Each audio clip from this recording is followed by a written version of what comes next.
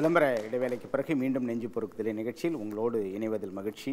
உடல் உறுப்பு தானத்தை பற்றிய விழிப்புணர்வு மக்களிடையே இருக்கிறதா இல்லையா என்பதை குறித்து நாம் விவாதித்து கொண்டிருக்கின்றோம். பாதிக்கப்பட்ட நபரும் நம்மிடையே இருக்கின்றார். எட்வின், நீங்கள் இந்த உடல் உறுப்பு மாற்று தானத்தை பெற்றிருக்கீங்க. இதில் உண்மையாலுமே அவேர்னஸ் இருக்கிறதா இல்லையா? உங்கள் வாழ்க்கையில் நடந்த விஷயத்தை மட்டும் சொல்லுங்கள். உண்மையாக அவேர்னஸ் இருக்கிறதுனால தான் நானும் கிடைச்சது. ஆனால் உறுப்பு தானத்துக்காக வெயிட் பண்ணுறவங்க நிறைய பேர் இருக்கலாம். மனநிலைமையை பொறுத்தது. அவங்க கொடுக்கணும்னு யோசிக்கலாம், நம்ம எதுக்கு கொடுக்கணும்னு யோசிக்கிறவங்களாம் இருக்கலாம். அடுத்தவங்களுக்கு உதவி செய்கிற மனப்பான்மை இருக்கிறவங்க நிறைய பேர் இருக்காங்க. முக்கியமாக நம்ம தமிழ்நாட்டில் நிறைய பேர் இருக்கிறதுனால தான் தமிழ்நாட்டில் நிறைய நடக்குது. எனக்கும் நடந்தது. அது என்ன உடல் உறுப்பு தானம் செய்தாங்க? என்ன கிட்னி? உங்களுக்கு யார் கொடுத்தது? அந்த விவரங்கள் உங்களுக்கு தெரியுமா? அந்த விவரத்தை ஆக்சுவலாக சொல்லக்கூடாது. ஏன்னா மணி மானிட்டரிங் பேசிக் ஒர்க்குன்னு சொல்லிட்டு இப்போது லா வெரி சிவியர் ஆகிடுச்சு. ஏன்னா நானும் டிரான்ஸ்பிளான்ட் கோஆர்டினேட்டராகவும் இருக்கேன், டயாலிசிஸ்லேயும் ஒர்க் பண்ணுறேன். அதனால் நேமை யாருக்கும் எதுக்கும் அனௌன்ஸ் பண்ணக்கூடாதுன்னு சொல்கிறதுக்காக இப்போ யார் பேரையும் நான் யார்கிட்ட வாங்கினேன், நான் யார் கொடுத்தாங்க அதெல்லாம் பற்றி சொல்லாத இருக்கிறது நல்லதுன்னு எனக்கு என்னுடைய அறிவுபூர்வமாக எனக்கு கற்றுக் கொடுத்ததுங்கள. Thank you Edwin doctor.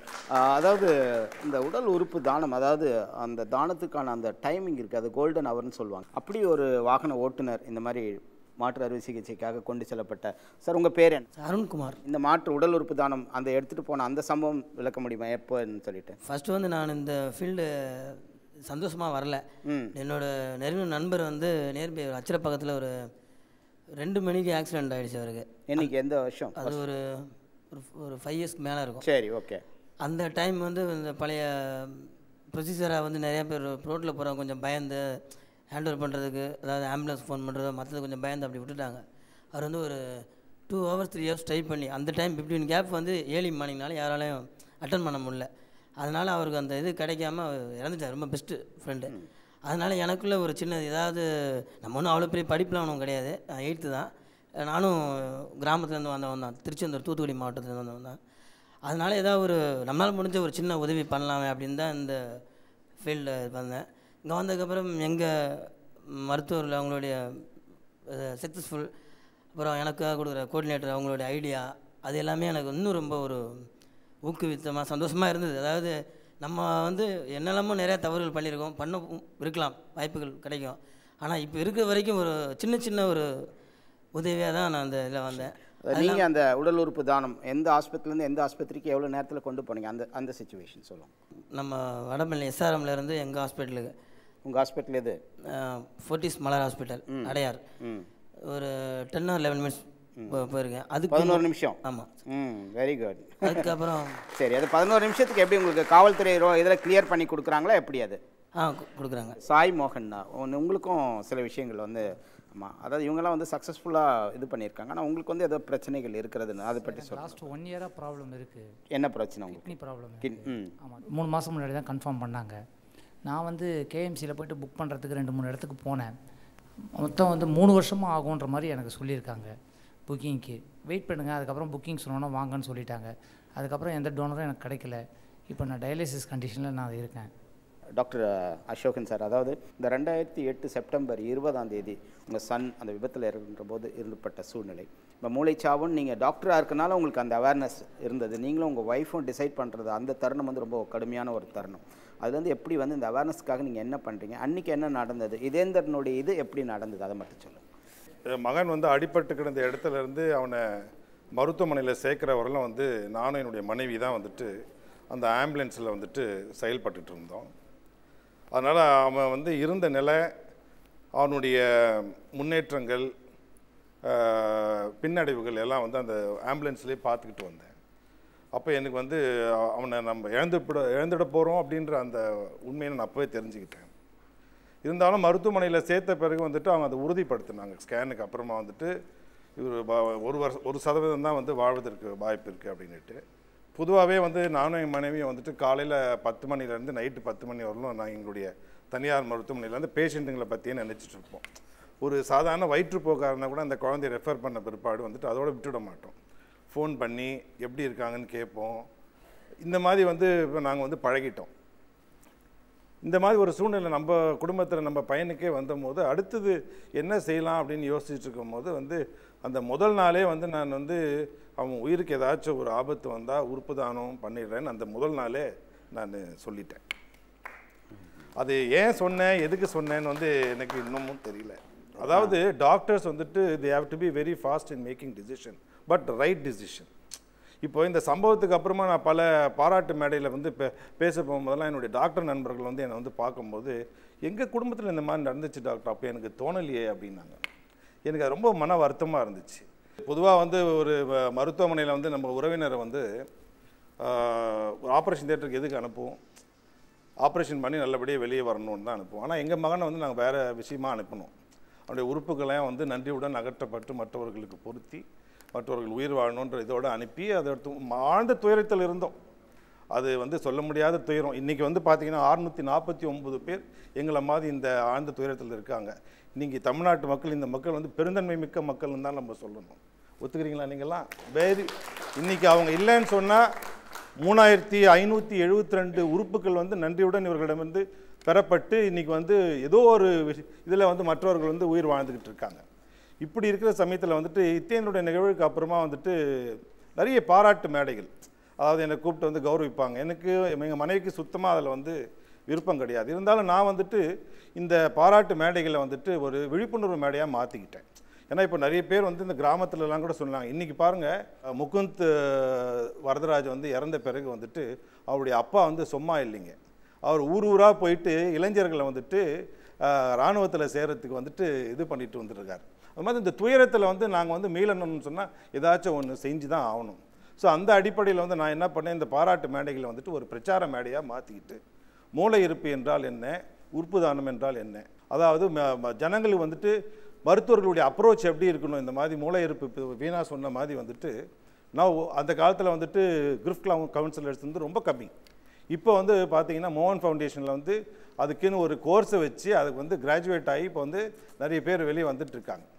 இதனால் வந்துட்டு நிறைய இது கிரிஃப்ட் கவுன்சிலர்ஸ் வந்து ரொம்ப அவசியம். உறுப்பு தானத்தை வந்து மேலே எடுத்துகிட்டு போகணும், பிரெயின் டெத் கான்செப்டை வந்து மக்களுக்கு வந்து தெரிய வைக்கணுன்ற காரணத்தினால வந்துட்டு கவர்மெண்ட் இந்த 2 முக்கியமான அந்த ஆணை வந்து பிறப்பிக்கிறதுக்கெல்லாம் வந்து சார் ரொம்ப உதவியாக இருந்தார். Sir was at IAS officer வந்துட்டு அவர் இவங்கெல்லாம் வந்து ஒன்றா சேர்ந்து வந்துட்டு அந்த ஆணை பிறப்பிச்சாங்க. அந்த ஆணையில் என்ன சொல்கிறாங்கன்னா, மூளை இறப்பு ஏற்பட்டால் வந்து மருத்துவர்கள் வந்து அதை கண்டறிந்து டிக்ளேர் பண்ணி ஒரு ஃபார்மல் ரிக்வஸ்ட் அந்த ஃபேமிலியில் இருக்கிற மெம்பர்ஸ்கிட்ட வந்துட்டு இதை பற்றி டிஸ்கஸ் பண்ணி உறுப்பு தானம் செய்கிறதுக்கு விருப்பம் இருந்தால் பண்ணலாம் அப்படின்ற ஒரு கோரிக்கை நீங்கள் முன்வைக்கணும் அப்படின்ற அந்த 2 ஆணைகள் வந்து பிறப்பிச்சாங்க. இது நடக்கிறது வந்து செப்டம்பர் 18, 19.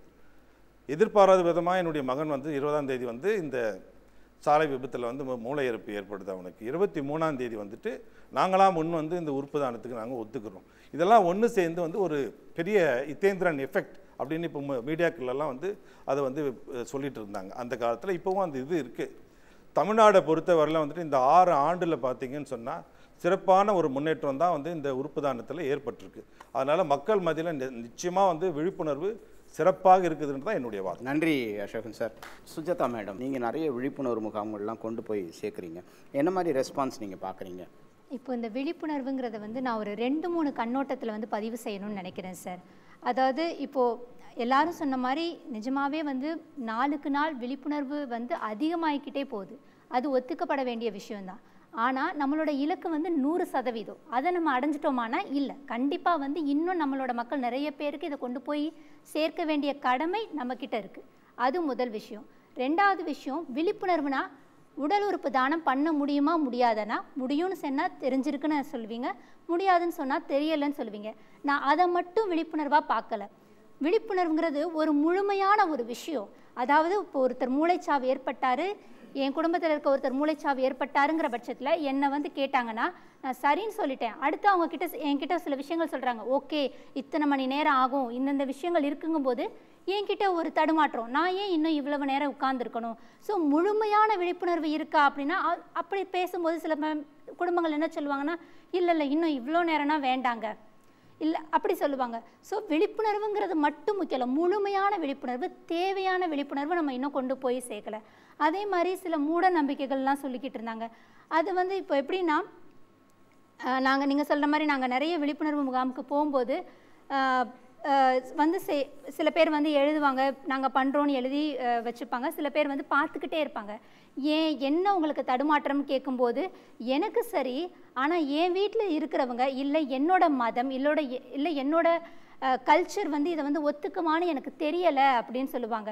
ஸோ இதை போய் நீங்கள் உங்கள் வீட்டில் ஏன் பேசக்கூடாதுங்கும் போது அப்போ அவங்க ஒரு ஃபுல் ஸ்டாப் வைக்கிறாங்க. இல்லை இதை பற்றி எங்களால் எங்கள் வீட்டில் போய் பேச முடியாது.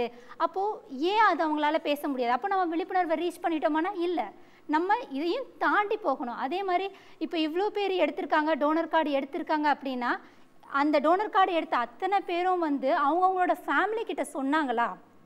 அது ஒரு பெரிய விஷயம். ஏன்னா இப்போ ஒருத்தர் இறந்துட்டாருன்னா அவரோட தனிப்பட்ட முடிவு வந்து அவரோட இறப்புக்கு அப்புறம் பூர்த்தி செய்யப்பட வேண்டியது வந்து அவருடைய குடும்பத்தாரோட கைகளில் இருக்குது. ஸோ நான் என்ன டோனர் கார்டு வச்சுருந்தாலும் என் குடும்ப நபர்கள்ட்ட என்ன சுற்றி இருக்கவங்கள்ட்ட சொல்கிறதுக்கான முயற்சிகளை ஒரு தனி நபராக நான் எடுக்கணும். அந்த விழிப்புணர்வும் ரொம்ப முக்கியம்.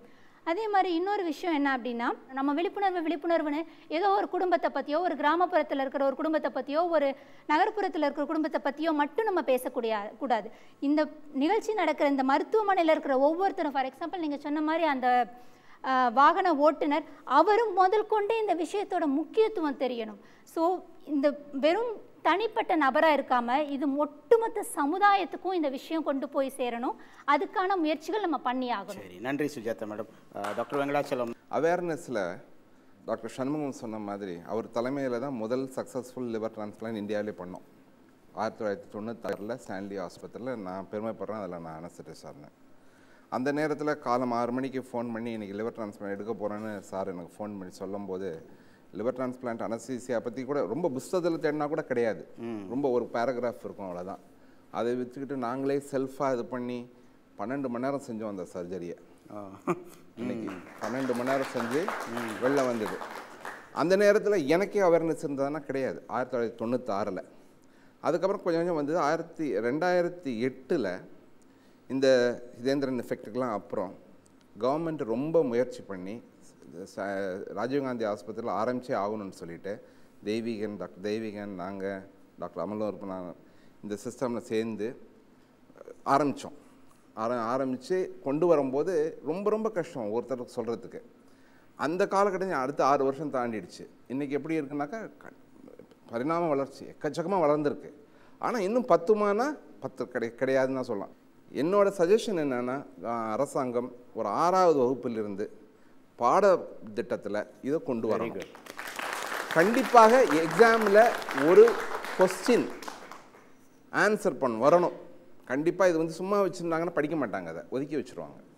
ஸோ இந்த பகுதியிலேருந்து ஒரு கொஸ்டின் கண்டிப்பாக பரீட்சையில் வரும் என்ற மாதிரி வச்சாக்கா டெஃபினட்டாக another 10 இயர்ஸில் ஒரு அளவு வந்துடும். இது ஒன்று. ரெண்டாவது விஷயம், இத்தனை 1.5 லட்சம் பேர் வெயிட் பண்ணுறாங்க, 3500 தான் நடந்திருக்குன்னு சொல்கிறாங்களே. ஐசியூ வந்ததுக்கு அப்புறம் தான் இந்த கான்செப்டே வர ஆரம்பிச்சிது, பிரெயின் டெத்துன்னு. அதுக்கு முன்னாடி அடிப்படும், கோமா, டெத்து, அவ்வளோதான். நாங்கள் படிக்கிற காலத்தில் தான் அப்படி தான் இருந்தது. இந்த ஐசியூலாம் வந்ததுக்கப்புறம் தான் இந்த பிரெயின் டெத்துன்ற ஒரு கான்செப்ட் வர ஆரம்பிச்சிது. We identified this patient has gone for brain death. இது ஆனால் ஒன்றும் பண்ண முடியாது. வென்டிலேட் பண்ணிகிட்டு இருக்கிறவளையும் சப்போர்ட் பண்ணிகிட்டு இருக்கிறவளையும் பேஷண்ட்டு ஈவன் எவ்வளோ நாள் 37 நாள் நினைக்கிறேன் அதிகமாக இருந்தது, அவ்வளோ நாள் வரையும் இருந்துகிட்ருப்பாங்க. So there is a window. அவங்களுக்கு தெரியும் neural brain death should be can be very short, few minutes தான் இருக்கும். இந்த நார்மலாக ஃபங்க்ஷனிங் பிரெயின்லேருந்து பிரெயின் டெத் ஆகிறதுக்கு அந்த டைமில் நம்ம ஐடென்டிஃபை பண்ணிவிட்டு, அந்த ஐடென்டிஃபை பண்ணதுக்கப்புறம் மாறும், ட்ரீட்மெண்ட்டே மாறும். பிரெயின் டெத் பேஷண்ட்டை நம்ம மெயின்டைன் பண்ணுறதுக்குள்ள ட்ரீட்மெண்ட் மாறும். அது மாற்றக்கூடிய அளவு கொண்டு வரணும். இந்த அளவுக்கு ஃபெசிலிட்டி எல்லா ஆஸ்பத்திரிலையும் இருக்குன்னா முடியாது, வைக்க முடியாது. It's not possible. ஈவன் நம்ம இவ்வளோ தான் வளர்ச்சி அடைந்ததுக்கப்புறம் கூட நீங்கள் ஒரு கிராமத்தில் ஒரு பிஎஸ்சியில் இந்த சிஸ்டம் இருக்குமானா முடியாது, வைக்க முடியாது. ஸோ நிறைய அந்த ஒரு கேப் இருந்துக்கிட்டே தான் இருக்கும். மேடம் சொன்னாங்க பிஸ்னஸ் மாதிரின்னு. கண்டிப்பாக பிஸ்னஸ் கிடையாது. ப்ராபப்ளி இந்த எண்ணம் ஏன் வந்ததுன்னா, ஆரம்ப காலத்தில் இந்த கிட்னி திருட்டு, கிட்னியாக அந்த இதுலேருந்து வந்து இந்த ஆர்கன் திருட்டுன்ற ஒரு கான்செப்ட் வந்துருச்சு. ஆர்கன் யாராலையும் திருட முடியாதுங்க, முதல்ல தெரிஞ்சுக்கணும். ஒரு சும்மா போய் ஆஸ்பத்திரிக்கு போகிறவங்கள்ட்டேருந்து கிட்னியை பரிச்சைலாம் எடுத்துட முடியாது. அதுக்கு நிறைய இது இருக்குது. அவங்களோட சம்மதம் இல்லாமலாம் எடுக்கவே முடியாது. ஏமாற்றப்பட்டார்கள். அவர்கள் வந்து காசு வாங்கிட்டு கொடுக்குறேன்னதில் 1 லட்சம் கொடுக்குறேன்னு இடத்துல 10,000 கொடுத்து ஏமாற்றிட்டாங்க. அந்த மாதிரி வந்த காரணங்கள் தான் இது. ஆனால் இந்த பிரெயின் டெத்துலேருந்து வர்ற ஆர்கன் டொனேஷனில் டாக்டர் ஜெய்வியன் சொன்னது மாதிரி 1% 0.1% கூட இதுவரையிலையும் இந்த பிஸ்னஸ் மோட்டிவில் பூரா மனிதநேயம் மிக்கவர்கள் கொடுத்துருக்காங்க. அதுதான் இதில் வந்து வியாபாரமே கிடையாது. அதில் ரொம்ப தெளிவு. ஏன்னா மூளைச்சாவு ஏற்பட்ட பிறகு குறிப்பாக அவங்ககிட்ட நம்ம பேசுகின்ற அந்த சூழ்நிலையை ஏற்படுத்தி கொடுத்தாலே ஒரு மனிதநேயம் மிக்கவர்கள் வந்து இப்போ நிறைய அது வந்துட்டாங்க.